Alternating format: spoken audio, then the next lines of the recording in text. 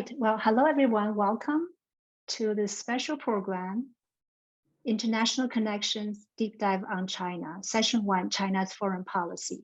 This program is a joint effort between World Affairs Council St. Louis and United States Heartland China Association. My name is Min Fan. I'm the Executive Director of the U.S. Heartland China Association. The motto of our organization is that not all bridges are built of concrete and steel. Equally important bridges are built on friendship, cultural communion, and commercial cooperation. Where these bridges exist, community flourish. You'll hear more from our chairman, former Governor Bob Holden, about our work focusing on people-to-people diplomacy and exchanges. And today's program will be moderated by Dennis Pruitt, leader from World Affairs Council St. Louis. And at this moment, I'll turn to Dennis. Thank you very much, Min. It's a pleasure to be with all of you today. We're in for a real treat. We have three dynamic experts on U.S.-China relationships, and so we're excited to have everyone join us today. Just a brief commercial. I'm with the World Affairs Council of St. Louis. Our mission is to connect St. Louis to the world and the world to St. Louis, and we're so honored today to have our three distinguished guests with us. We're going to divide our day up into three main parts. We're going to have an introduction.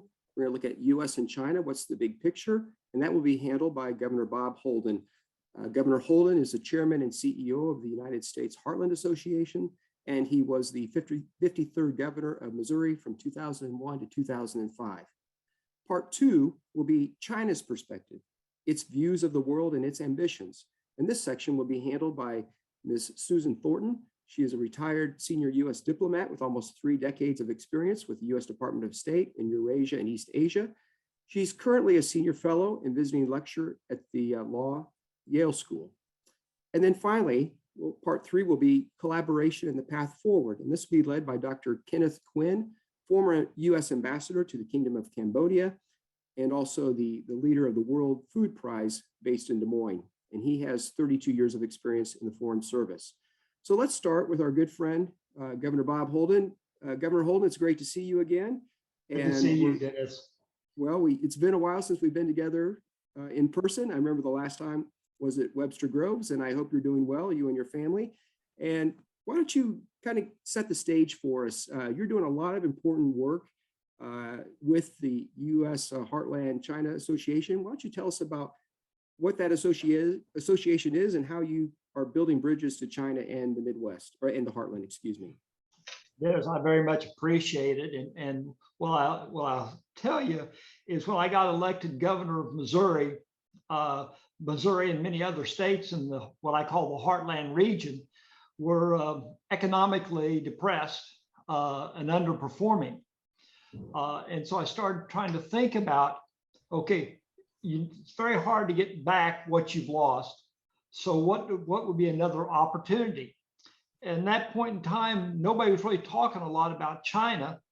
And so I reached out, made the decision to go to China, met some students there and talked to people with the idea of putting together an organization to where we would really build those relationships. And what I found when I went to China, and I'd not been to China before, is that the generosity and the feelings of the people in China were very similar to the feelings and generosity of people I know in rural Missouri.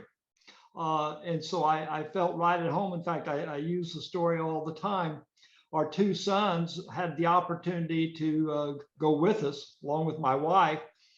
And the teacher came up and whispered in my ear and said, "I understand your youngest son is turning 10 on this trip. Is that true?" And, I smiled and I said, "Well, yeah, it is." And she said, "Well, some of the students would like to give him a little gift if that's okay with you." And, what's a father to do? You say, of course. And so one at a time, they came up and gave him a little present. And I turned to my wife and I said, "I can work with these people." And that's really how it all started. And I've been very active with the American Legion Missouri Boys State and Girls State, and brought some Chinese students there to participate. And we sent some students from Missouri to China to really start learning the culture and the environment. which I think has been very, very beneficial in this process. And the key is to build these human relationships. I had a student I taught at Webster University for a few years after I left office. And I'd always let the students speak at the end of the semester after I turned in the grades. So they didn't have to worry about offending me in any way. And this one young lady got up and she said, "Governor, I will not go back to China the same person that came to America." Now, what better foreign policy could we have as a country and as a region than something like that? And so those little kind of tidbits of thought and interaction has really been how we built the United States Heartland China Association. On that first trip, Senator Stevenson from Illinois, who had started the US-Japan Association, was over there meeting with people. And he met with me and he said, "I want to start a US-China Association. Would you be interested in being involved?" And I said, yes. And so I got involved with him on that. And then that was 12 states. And I'd been chair of the Midwest Governor Association during that point in time. We opened it up and looked at the 20 states, all the way from what I call the Great Lakes to the Gulf. I call the heartland of America.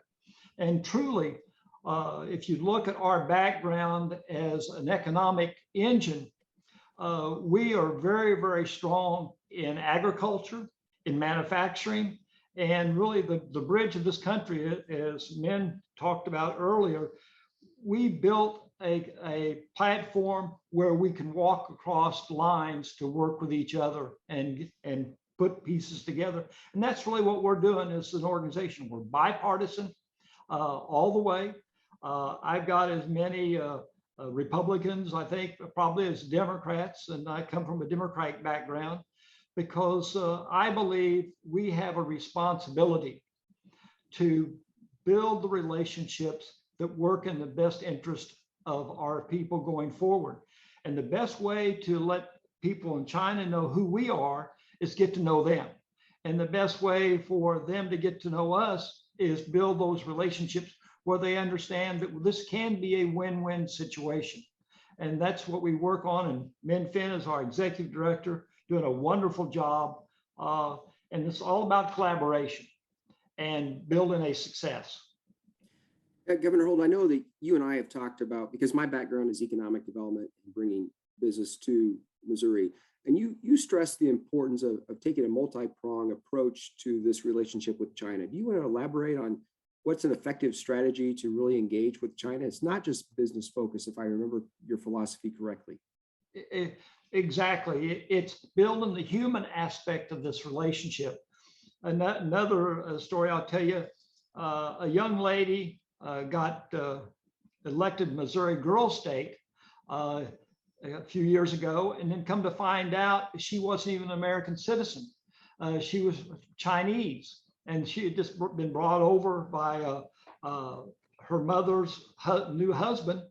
And that young lady, not knowing the background, was picked by 900 other students to be their leader, which tells me that if we put the right people in the right position and give them the opportunity to blossom, that could be a real benefit for all of us. And the key with China and us and basically anybody, if we want to make changes or we want to have interaction, we've got to get to know each other, know what our aspirations are, what the problems are, how can we make it a win-win situation.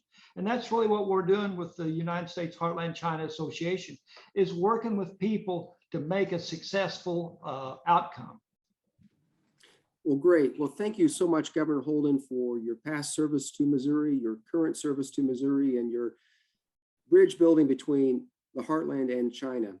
Let's shift to part two now, and that's to gain a better understanding of China's perspective. What is its view of the world and its ambitions? And joining us today is Susan Thornton, who's got a lot of experience as a U.S. diplomat.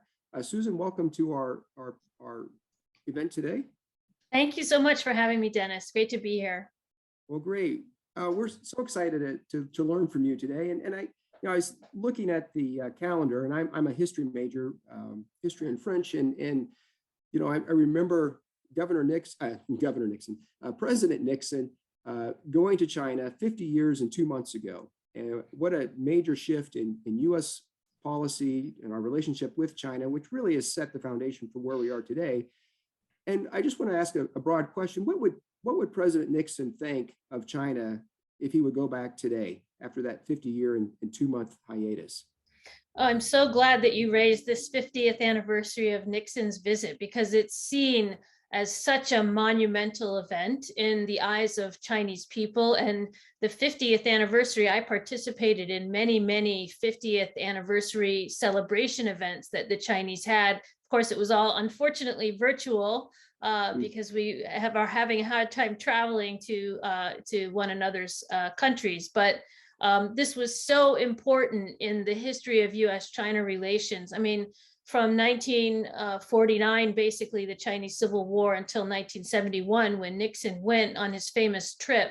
I mean, the US and China were basically estranged and didn't really have any contact with one another. In fact, China had cut itself off from much of the world and was following this very kind of doctrinaire path of Maoism. And in fact, when Nixon and Kissinger, I guess Nixon was in 72, but Kissinger went in 71 to prepare the visit, and they prepared it so carefully, worked so hard, hours and hours and hours of negotiations to try to get enough trust between the two sides so that they could sort of open up this relationship.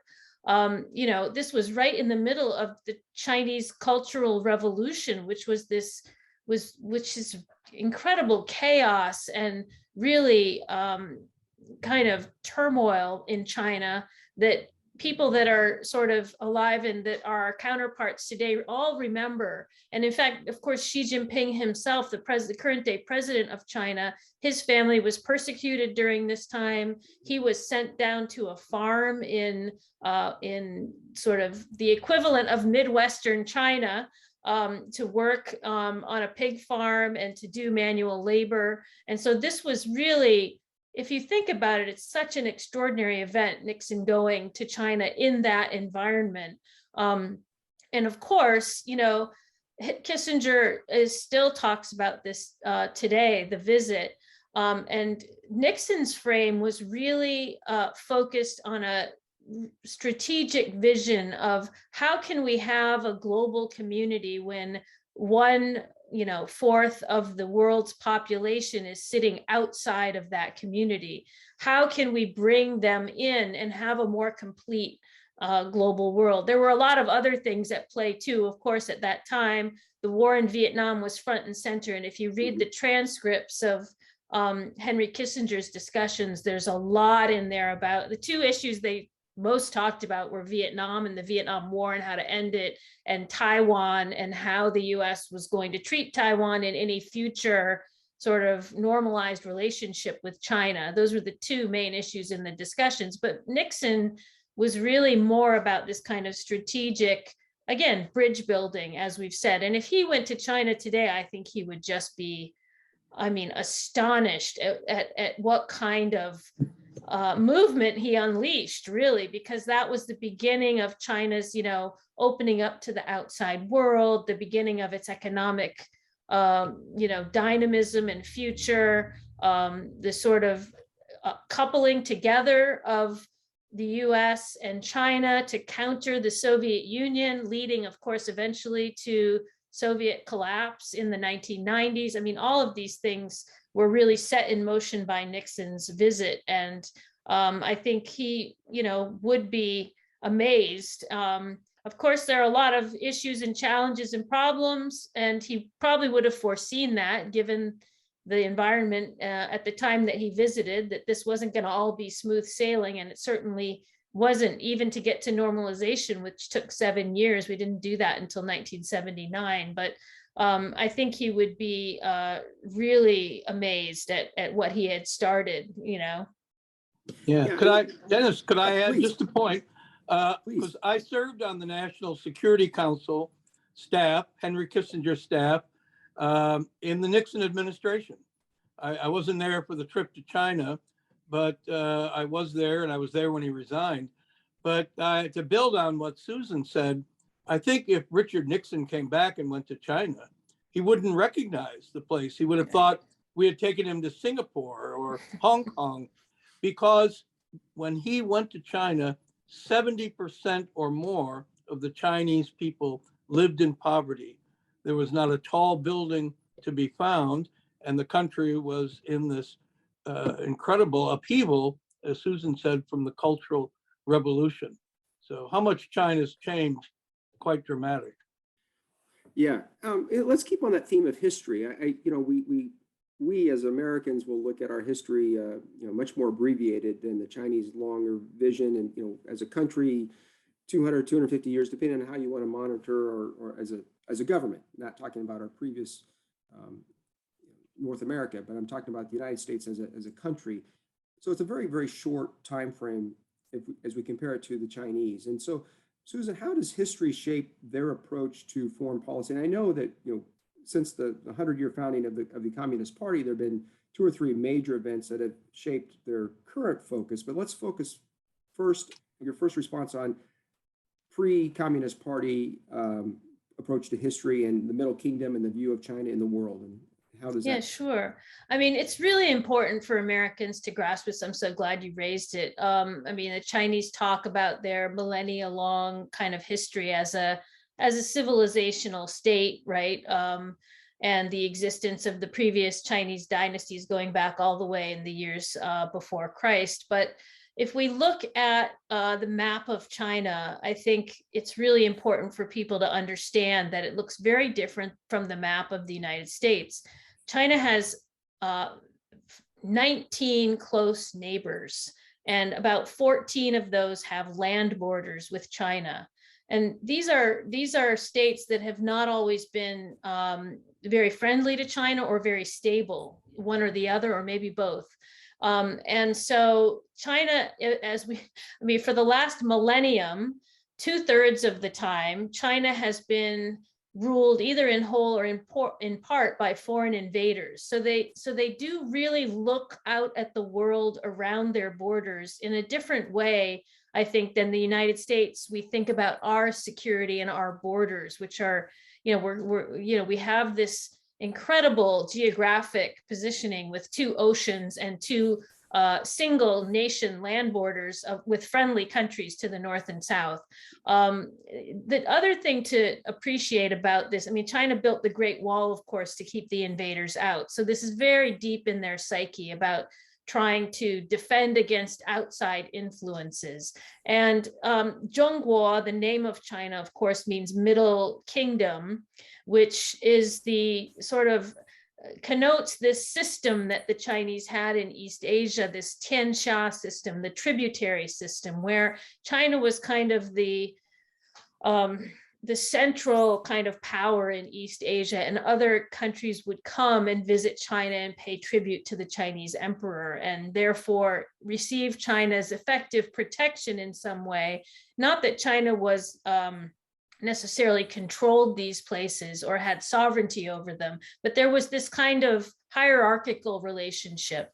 And I think, when we look at China today, it still has these deep-seated security concerns that come from its geographical position. We also have to recognize that, its resource position is also much inferior to the one we have here in the United States. They have 4 times the population we do. They only, they have 20% of the world's population and only 7% of the world's arable land. They're the biggest food importer in the world. They're the biggest energy importer in the world. So they're always living on kind of the edge of insecurity. And this has been a theme throughout Chinese history, that the need to avoid instability, the need to avoid chaos, the need to avoid famine. And this is the thing that is really kind of very different about how Chinese people see their state, see their government, see the relationship between the government and the people. So I think it's really important to understand that. Now, when people talk about Chinese ambitions, it's true that a lot of people, including, I think, many people in the US government, including myself, see China as having ambitions for having, encroachment on the sort of sovereignty or independence or freedom of some of the countries around its borders in order to stabilize those places. And there is a competition in that realm, I think, between countries like Japan, countries around the periphery of China, that see Chinese encroachment in this way as potentially threatening. And most people, I think, in the US government would say that China's ambition is to have a sort of a sphere of influence in Asia, that some of the countries in Asia and the United States, who's traditionally had a sphere of influence in Asia in the post-war period, view as, undermining the current order of things. Yes, similar to our Monroe Doctrine, probably. Mm-hmm. Yeah. So if we look at, we've looked at ancient history, if we fast forward to 19th, 20th century events, a lot of that has shaped their current policy today, and the lessons of World War II, and then probably the disintegration of the Soviet Empire is really kind of shaping where we are. Do you agree with that? A lot of experts are saying that the fall of the Soviet Union in 1989 has really shaped their responses, their as a party, and also as we're seeing in Ukraine today. So, what do you think about the Soviet Union collapse in China and its perspective from that, lessons from that event?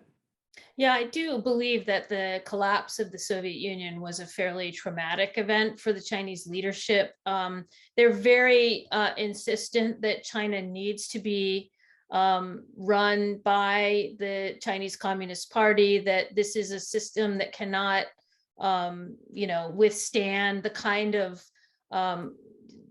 sort of loose and cacophonous democracy that they see in other places because of their history, because of the way in which, they have to manage people, resources, and policies and other things to sort of keep China moving ahead, prosperous and stable.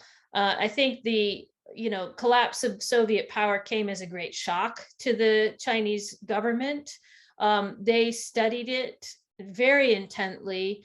They did take some lessons, I think, even before the collapse of the Soviet Union from the Soviet experience. And part of their opening and reform of their economy was part of the lesson that they saw, because they saw that the Soviet economy was on this kind of treadmill of reform and not moving forward, and was continuing to ossify. But the political ramifications of the collapse of Soviet power were what really traumatized them. And they have been working ever since to try to figure out what the magic recipe would be to avoid a similar fate. The political system in China, I would say, is still, people say it's quite resilient. They've made reforms. They do tend to adjust to circumstances, but it's still a fragile system. And, nobody knows how long, it will manage to adjust and be resilient in the face of the complex pressures of modern complex society. And there's no society on earth that's more complicated right now than the Chinese 1.4 billion people with their modern economy. So it's a question, but they certainly feel that, and they've done experimentation with elections at local levels with sort of different kinds of democratic influences, but they don't think that China is ready, or may never be ready, for full-blown kind of democracy as we know it here in the United States. Well, what do they, keep it on that democracy theme? I mean, in the joint statement with Russia in February, one of the comments that struck me was this genuine democracy. What did they mean by that? Well, what they would say is that democracy and the measure of the, sort of worth of a democratic government is how responsive it is to meeting people's needs. And, on that score, on that governance score, I mean, if you look at the accomplishments of the Chinese Communist Party over recent decades, there are trade-offs, of course, and lots of problems in China. So we shouldn't minimize those, including, things like human rights and other lack of freedoms that people here would say are not sufficiently safeguarded. But on the measures of kind of order, prosperity, building up the economy, providing, education and healthcare and a better standard of living and well-being for the Chinese people, that, China has proven that it can respond to people's needs, that it does listen to what people have to say, and that they have just a different way of going about it. It's not so public and not so cacophonous, and not so rivalrous, but they, build in all these structures for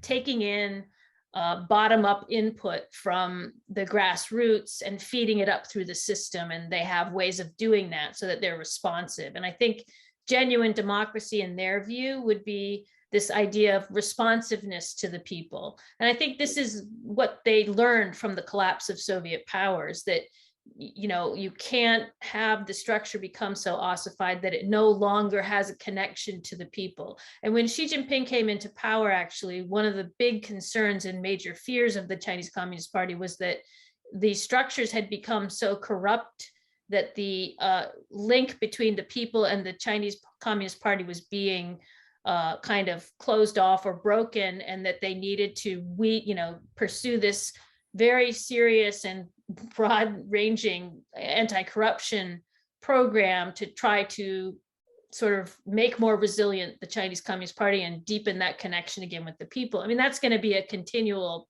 process and problem, as it is for every country. I mean, corruption is a problem for, I think, governments the world over, but it's particularly endemic to this kind of authoritarian system where you don't have the renewal of leaders and the kinds of structures of rule of law and accountability that you have in Western systems.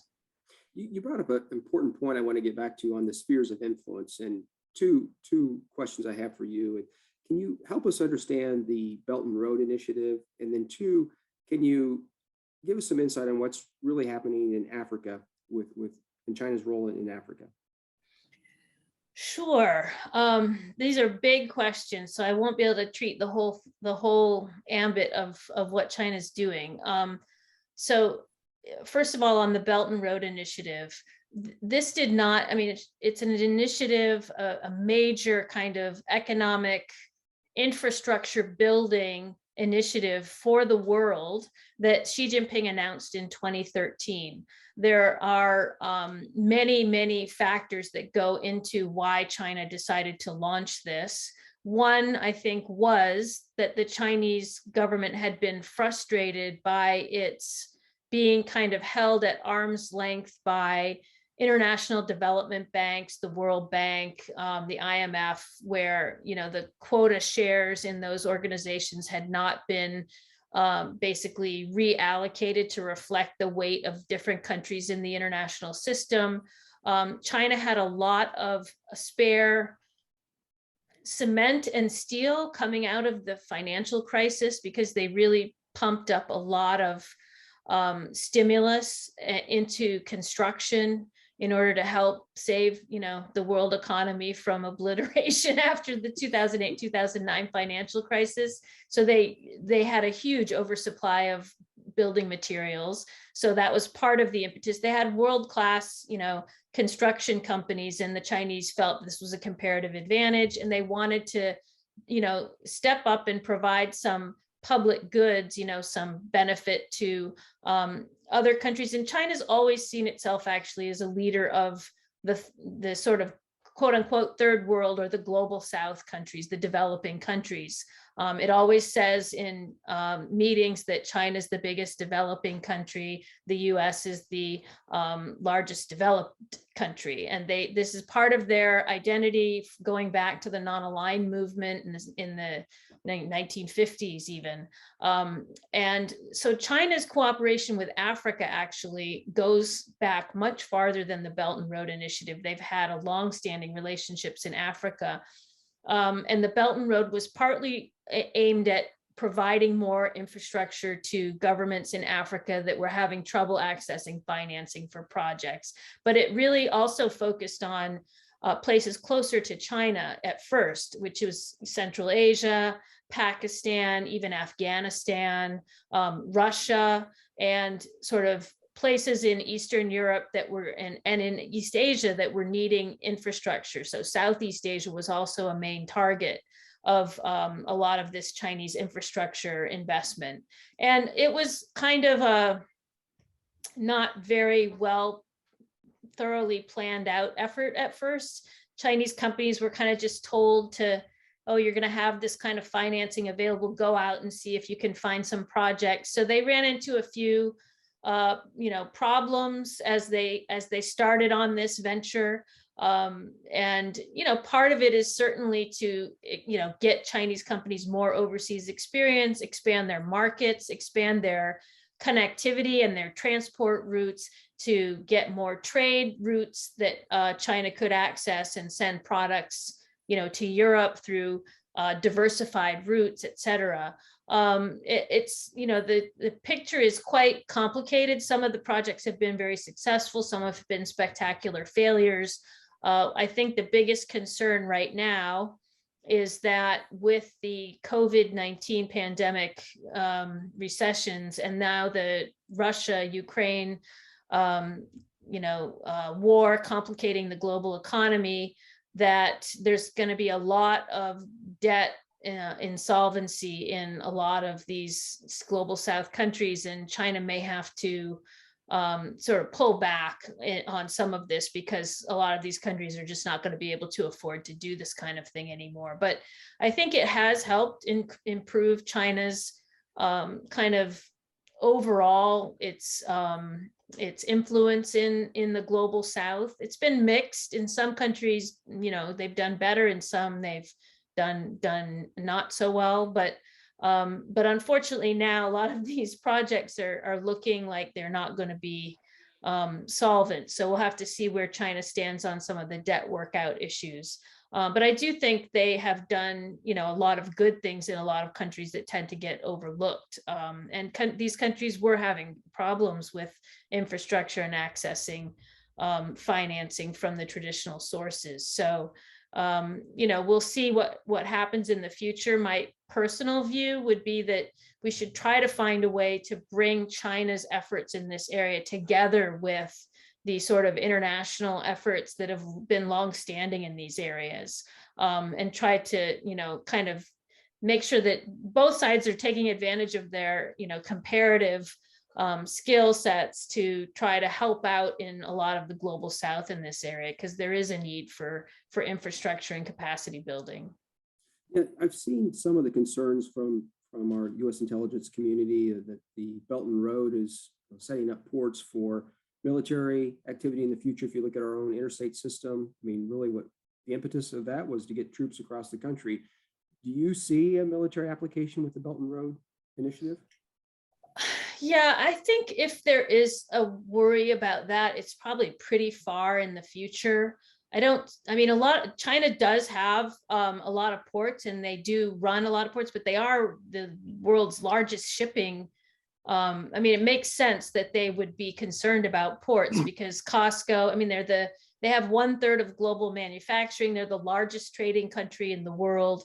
The shipping is enormous coming out of China, and they do have a comparative advantage in managing ports, building ports, So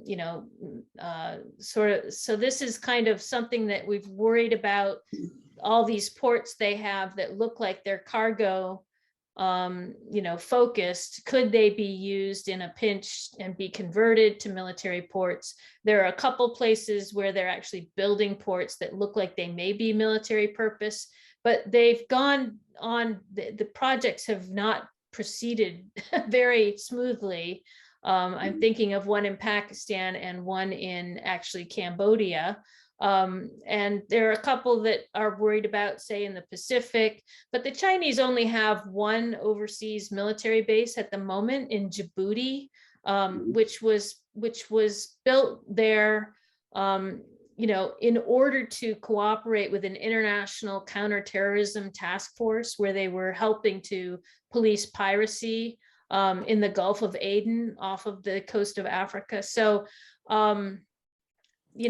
it's been this many years and they've still only got the one overseas base, and I don't see them actually having as a priority ambition a lot of overseas base building. So, this is something we have to watch, obviously, but to me, it does feel a little bit premature. I think they're trying to build a second one in Equatorial Guinea, which would then put them on the Atlantic Ocean. Yeah, I know about those reports, but I don't know how far along it is. It was speculated, yes. Speculated. Okay.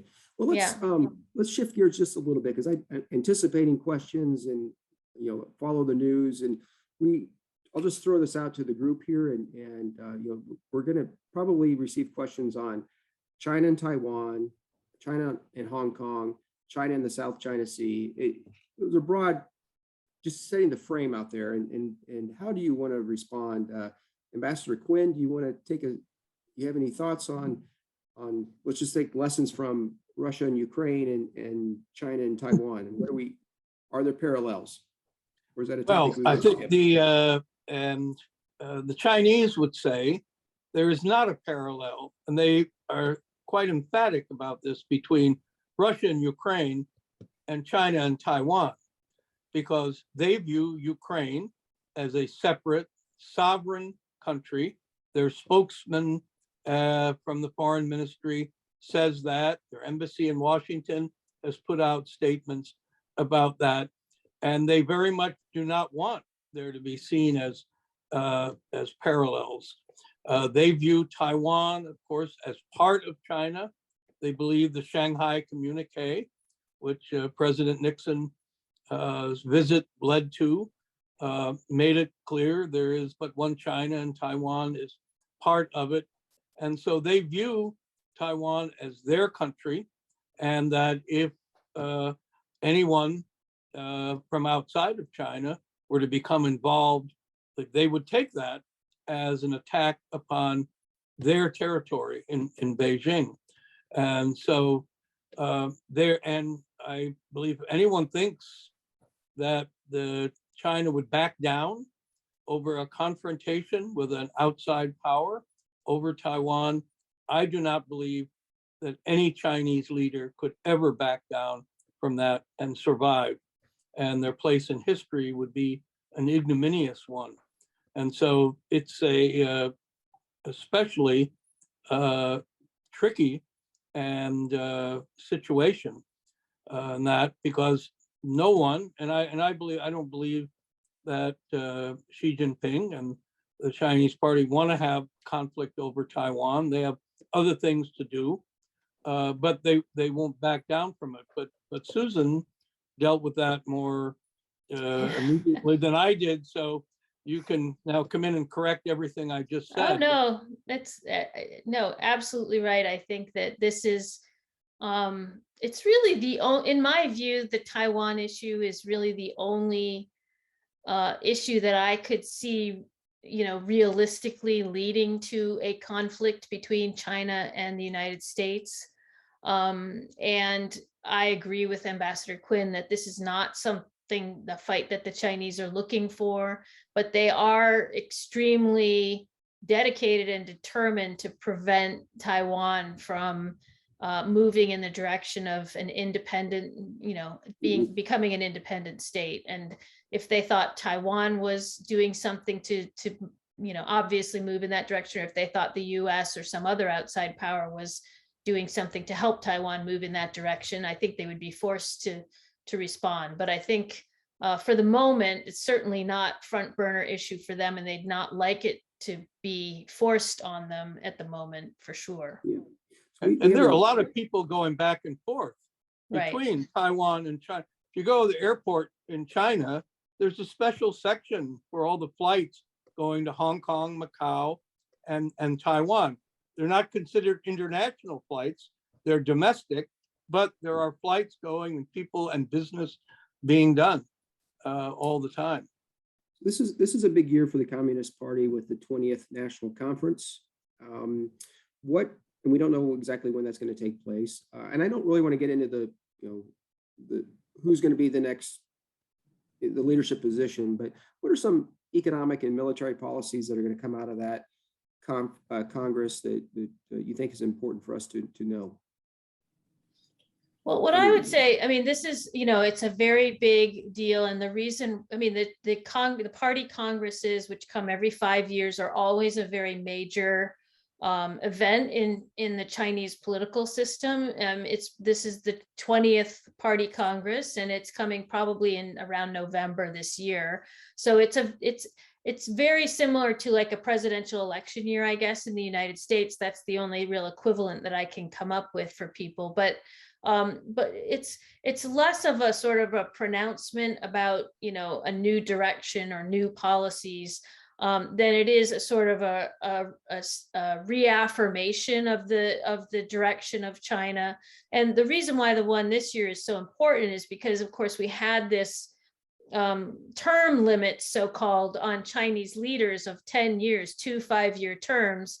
And Xi Jinping had the constitution changed at the last one to enable, the lifting of the term limits. So it's the expectation of most people that, and I think I haven't yet found anyone who's willing to predict this won't happen. So it's the expectation that Xi Jinping will secure for himself an additional term at least as the leader of China. At least there's no other heir apparent at the moment. But I think what the policies coming out of it will be to reaffirm sort of Xi Jinping's direction for China, and not really any new kinds of policies, but a reaffirmation of so-called Xi Jinping thought, all of Xi's policies suite on the economy, on anti-corruption, on that China needs to have a strong military. China just had the 100th anniversary of the founding of the Chinese Communist Party last year. And they have these goals that they set for, what kinds of, where China's going to be, the 100th anniversary of the Chinese Communist Party's founding and the 100th anniversary of the founding of the People's Republic of China, which will come in 2049. And they have, a series of policies to get them there, growth targets and other things, a modernized Chinese military by 2027. They want to have a world-class military, so-called. And these are the kinds of pronouncements I think you'll see. They won't be super specific, but this is about rallying everybody behind Xi Jinping's policies. On the economy, the Chinese have this is a typical pattern, I think, for what we see in China.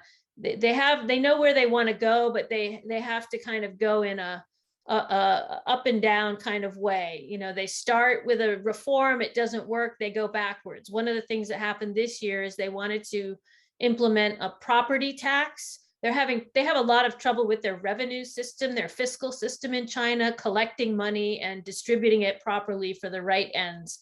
And they wanted to institute a property tax. They had to roll that back and stop it because of economic turmoil. So we see these kind of things a lot. Reforms take a lot of time and energy to get implemented in China. When they roll something out, it doesn't mean that everybody's going to hop to and do it because it's a new policy. They have to work a long time to convince people to follow the policy. And there's a lot of debates inside China. So currently they are looking at the unstable world affairs, and especially on the economy side. And they are looking that they have to stabilize things. So they're sort of pulling back from a lot of the things they thought they were going to do on trying to do some domestic reforms. And they're going to probably turn towards stimulus to try to help the economy through the end of the year. And I expect these, energy prices and food prices are really worrying them quite a bit. So I was invited to go to Beijing and give an address about Xi Jinping's message to the 19th Party Congress. And when I read it, and it was very long, but I was stunned by the breadth of the vision of the place of China in the world that he laid out for the Chinese people, which included going to space, included going to Mars, included eliminating poverty, including targets for the 2049 100th anniversary of the People's Republic of China, of everyone in China having a middle-class standard of living, at least. And these things have largely, in short term, come to pass. They are doing amazing things, things that Nixon would have thought unthinkable in 1972 in space, and in elevating 750,000 people out of poverty level. Now, maybe everybody's not in greatest shape, but they have elevated that many people in a relatively short period of time on that. So it's quite was quite dramatic to me seeing that. Well, Ambassador Quinn, while you have the floor here, we have 13 minutes remaining, and I want to shift to part 3, which is collaboration and the path forward. And what are the important areas for collaboration between the United States and China? Yeah, well, I would say talking to everybody from Missouri, here in Iowa, and particularly down in Muscatine, which I know my hometown, yes, your hometown. There is this unique set of circumstances which have brought very prominent Chinese figures to the heartland and along the Mississippi River and to Des Moines, and particularly through agriculture. Xi Jinping came as a young guy in 1985 to Muscatine, came back in 2012. I was the host of the US-China high-level agricultural symposium in Des Moines, at which he was vice president. He gave the keynote address at that. And I thought we've signed contracts for $3.5 billion of heartland Midwestern soybeans to be exported to China. Tom Vilsack, Secretary of Agriculture, signed an agreement about strategic cooperation in agriculture. I thought it was one of the high points, true high points in the entire 40-year history of US-China relations since normalization. And then over the last 4 or 5 years, things have gone downhill badly. And we have many of these issues that are out there that have to be dealt with. They can't be pushed aside, but the relationship is quite troubled. Now, in the face of all that, there is one other great central issue that our planet confronts. And I would contend, and Norman Borlaug, who perhaps greatest agricultural scientist in America, would say was the single greatest challenge our species has ever confronted. Can we produce enough nutritious food, sustainably produced, to feed the 9 to 10 billion people who will be on our planet in 25 years, about 2049, when China celebrates that 100th anniversary of the People's Republic of China. Whether we can do that or not will require, one, peace. We cannot have war, we can't have conflict between the United States and China, Russia and Ukraine. The world has to be at peace, and there has to be collaboration scientifically, particularly between the two biggest agricultural scientific powers on the planet, China and the United States of America. And so the challenge is, can we carve out some space? Can these two countries with great capability find a way to say, whatever else differences we have to deal with those, can we be working toward that goal? Because there's going to be another billion people in Africa in that period of time, and another 500 million people in South Asia. And so to do that is the challenge. Now, Governor, I've been serving as a volunteer strategic advisor to Governor Holden. He was good enough to take me in when I retired from the World Food Prize. And last week, we had a really exceptional event in Des Moines, the US-China Agricultural Dialogue. And we had the new Chinese ambassador to the United States, Qin Gang, who was making a pilgrimage to Iowa to see where Xi Jinping came. We had former US ambassador to China, Terry Branstad, and we had Nick Burns, my friend and colleague, and I'm sure Susan's as well, from the State Department, the new American ambassador to China, participating virtually from Beijing. 3 ambassadors, same event, talking about the one thing perhaps that they could be talking about and not shouting and stridently defending positions: agriculture, agriculture cooperation. So the hope is, to me, is that the Heartland and a small organization, I think Governor Holden's got 3 employees, small organization, but can do big things. And it brought together, in cooperation with Chinese organization, this opportunity. In 2019, I said, the problems probably can't be solved in Beijing or Washington. The better place to try to do it is Des Moines. And that, given St. Louis or Kansas City. Yeah, and of course, we're in the greater St. Louis co-prosperity area there, yeah. And we have great affection for you all. I agree 100%. There's got to be a business solution here, a trade solution. I just had a visit.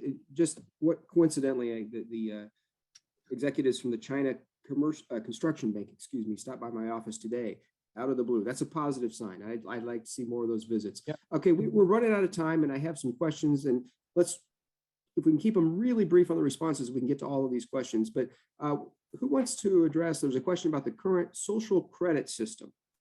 How is that working, and what's the impact of that? Susan, you're on mute. Sorry. I could talk a little bit about that because we have a couple of real experts at the Yale Law School who spend a good bit of their time looking at this question.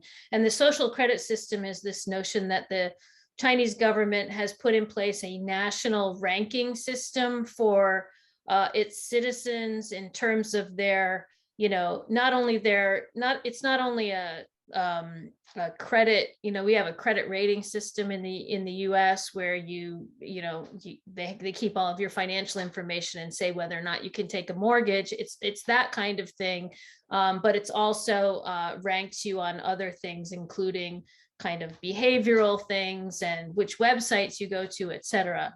Now, this is kind of been misunderstood by a lot of sort of outsiders because there is no central social credit system in China. There is no national government system. There's different agencies in China that are collecting different pieces of information on people, and they don't necessarily talk to one another. So this idea of a social credit ranking, where you have a ranking that says how good a Chinese citizen you are, that has not actually come to pass. But of course, people really worry about whether or not something like that could eventually happen, not only in China, but probably everywhere, because now we have the tools, thanks to technology, to do this kind of surveillance and keeping and sharing of information.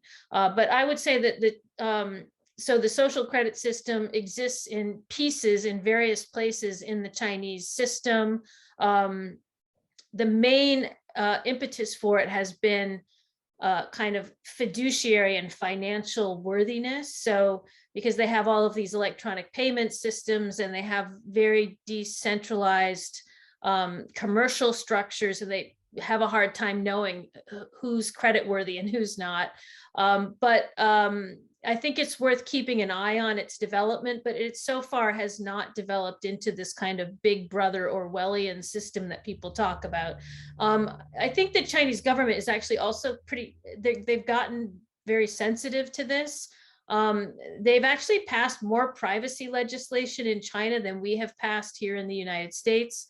although people are still, of course, quite skeptical about privacy legislation in China, given their system having the kind of effectiveness that, because of the legal system and the ability of the government to override any protections. But it is interesting that Chinese citizens are quite concerned about the same kinds of things that the US citizens are concerned about in this realm. And it does seem to be reflected in kind of this very kind of chaotic bottom-up system that they're developing. So we'll have to see, but I think it's not where most people are thinking it might go yet, for sure. On the question of credit, there's one here on China's banking practices. I'm wondering if that's tied into the property development, property developers. But Ambassador Quinn, do you have a thought on the banking? Gosh, I don't have enough money in the U.S. In the bank to know much about our own. But I'm not familiar with the Chinese banking system. I mean, what I would just say about that very quickly, and I'm not an expert either, but the thing that is so, I think, kind of a marker of one of the big differences between the Chinese system and the US system on the economy side is that most of the Chinese banking system is state-held banks. And so they don't have the same kind of hard budget constraint that banks in the US would have, or private companies in the US would have. And a lot of the credit, therefore, in the Chinese system goes toward capital formation. There's a bias toward sort of big, investment in sort of structures and national projects, which has resulted actually in a pretty big sort of overhang of capital in sort of this kind of investment, sort of these ghost cities, and a lot of these sort of infrastructure construction and misallocation of capital. And I think economists talk quite a bit about this. I mean, the Chinese economy is big enough, their banking system is big enough, they have a lot of margin for error in wastage in this area, but that, it is hard for private sector or small companies to access capital in China because the banking system tends to funnel it to state-owned enterprises for these big projects. Sure. So we had one question, I'll just acknowledge it. How does US confront industrial espionage by China? As an economic developer, we are warned by US agencies to be careful. So that this is a real threat and something that we are dealing with on a daily basis. I want Governor Holden to wrap us up today. I want to thank Susan. Thank you very much for your comments and joining us from Yale. Ambassador Quinn, thank you. It's always good to see a fellow Iowan. And Governor Holden, why don't you put this all in perspective and wrap it up for us, please? Well, first of all, I'm delighted with our two people that participated in this discussion. They have been a tremendous help to our organization. I'm very proud of their work. The issue that we've got to constantly focus our attention on is how do we put together a working relationship with other countries around the world, and particularly China in our case, to make a win-win situation for both cultures. Because only when both cultures and all cultures will feel like there's a chance of being successful do you really have peace. And ultimately, we've got to get to the point of being able to figure out how to get a peaceful decision, direction to be made to continue to survive, because we're hearing more and more talk all the time about the environmental issues facing our country and all the world. We're talking about all of the different things that can be done to harm our culture and our society. That is not a good answer for long term of how we progress.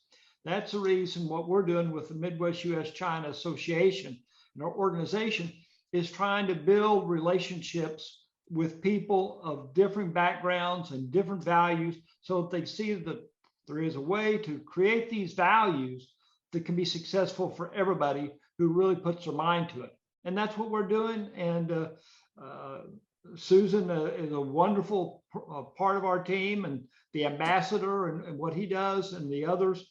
We're truly trying to look down the road 10, 15, 20 years from now, and how do we put in place a system of cooperation and reliability with each other to be successful and also be peaceful.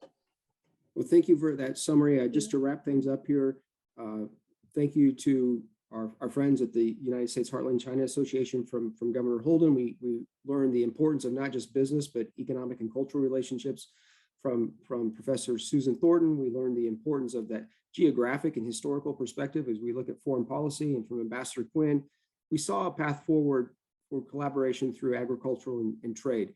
We hope you can join us for part 2, May 12th. Thank you for your participation. And from World Affairs Council in St. Louis, good night and have a nice evening. Bye. Thank you. Thank you.